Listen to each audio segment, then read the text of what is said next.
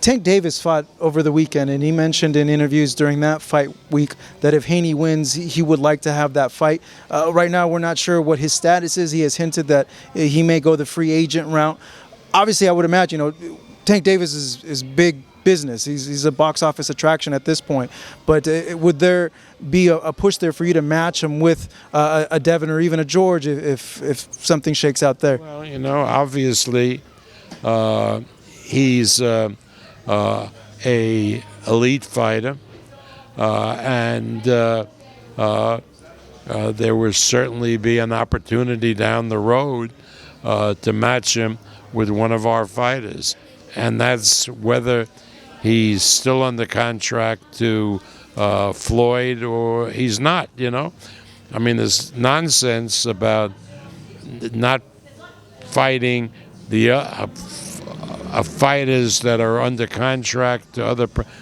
I don't believe in that, and I think we've demonstrated that. We've had a lot of matchups with our fighters fighting against BBC fighters or against Golden Boy fighters.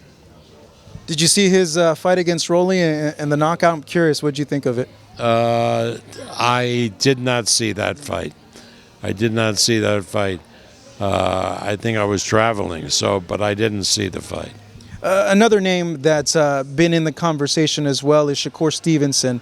He had mentioned that he'd like to fight Gervonta, but I'm just thinking here, he's a big guy for 130 pounds, and he can still make the weight, but he has mentioned, too, that he is interested in moving up. Could we see down the road a Haney versus Shakur Stevenson fight? I don't see a reason why not.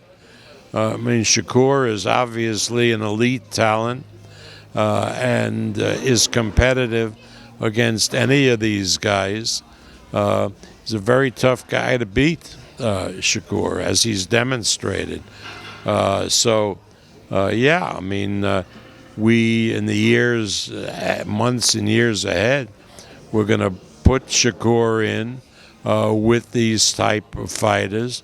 Nobody wants to see Shakur fighting walkovers. They want to see him tested.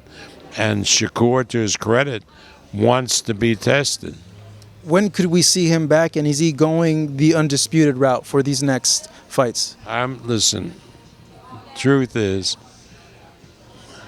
I have absolutely no desire to match him with if Gutierrez fight could be made because Oscar's company promotes Gutierrez, that would be an interesting fight. But the other guy, nobody ever heard of really, and I have absolutely no desire to make that fight. But with Gutierrez, that would be a good fight. Gutierrez is a good fighter. But the plan is to keep him at 130 for now to the end of the year. Well, that's up to Shakur. He has his grandfather and James Prince, his manager. We confer with them all the time, and we'll be listening to what they have to say. Two more quick things for you, Bob. Teo, is the date already set? He's returning August, but is there a particular date? Yeah, it's I think the 15th of August, something like that.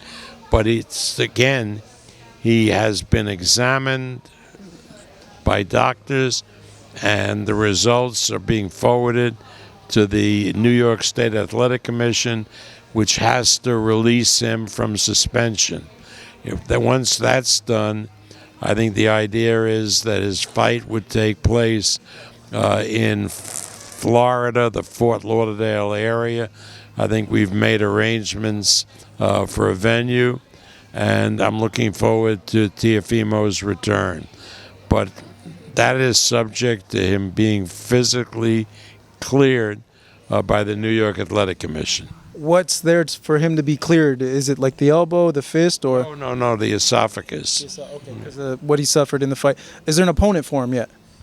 I think there are 3 opponents that we've been working on, and Carl Moretti will be here tomorrow, and he's handling that, and we'll have a better update on that than I do.